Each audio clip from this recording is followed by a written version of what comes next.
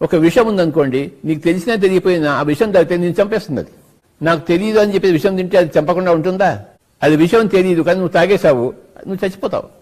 నువ్వు ఎందుకు చచ్చిపోయావు? నీ అజ్ఞానం వల్ల, పాపం వల్ల కాదు. అది విషం అని తెలిసి నువ్వు ఆత్మహత్య చేసుకోవడానికి తీసుకున్నావు అనుకో, అది పాపం అవుతుంది. నువ్వు హత్య చేసుకోవడానికి వీల్లేదు. నువ్వు మనం రోజు పేపర్లో పెట్టి చూస్తున్నాం ఉన్నాం, టీవీలో. ఆ తల్లి తండ్రి పిల్లల్ని అందరూ కలిపి విషం పూసి తాగేసి చచ్చిపోతారు. వాళ్ళకి తెలుసు విషం తాగితే చచ్చిపోతారని చెప్పేసి ఆ తల్లిదండ్రి తమ పిల్లలు కూడా ఇంత విషం ఇచ్చి తాము తాగుతారు.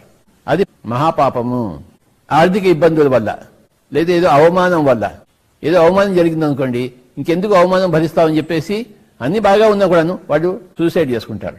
లేకపోతే అవమానం జరగలేదు, తినడానికి ఏమి లేదు, సూసైడ్ చేసుకుంటారు.